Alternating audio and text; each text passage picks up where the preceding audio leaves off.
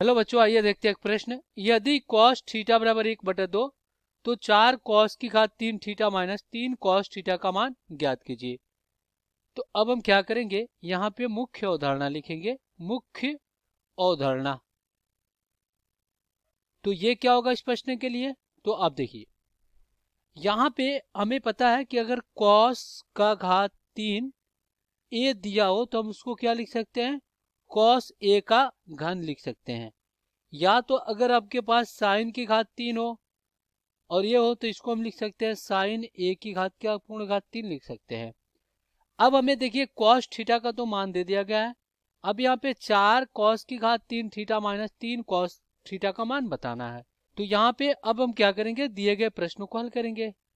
तो यहाँ पे हमारे पास जो प्रश्न है उसमें क्या दिया गया है, cos थीटा का मान 1/2 दिया गया है। तो अब हमें इसका मान ज्ञात करना है। तो आइए इसको हल कर लेते हैं। देखिए 4 cos की घात कितना है, 3 थीटा और माइनस 3 cos थीटा। तो अब ये क्या हो जाएगा, 4 और गुणे में ये हो जाएगा cos थीटा का पूर्ण घात 3 और माइनस 3 गुणे में ये हो जाएगा आपका cos थीटा। अब यहाँ पे क्या हो जाएगा, 4 गुणे, देखिए cos थीटा का मान 1/2 है तो 1/2 का क्या हो जाएगा, घन हो जाएगा। और माइनस क्या हो जाएगा, 3 गुणे 1/2 हो जाएगा। अब 1/2 का घन क्या हो जाएगा, 1/2 का घन 2 दूना 4, 4 दूना 8, तो ये हो जाएगा 4 गुणे 1/8 और माइनस क्या हो जाएगा, ये हो जाएगा आपका 3/2। तो इसको काटेंगे तो 4 दूना 8 हो जाएगा। तो इस प्रकार 1/2 माइनस क्या हो जाएगा 3/2।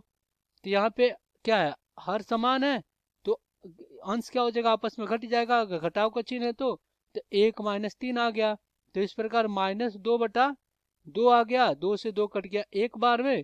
तो इस प्रकार इसका मान कितना आ गया, 1 आ गया।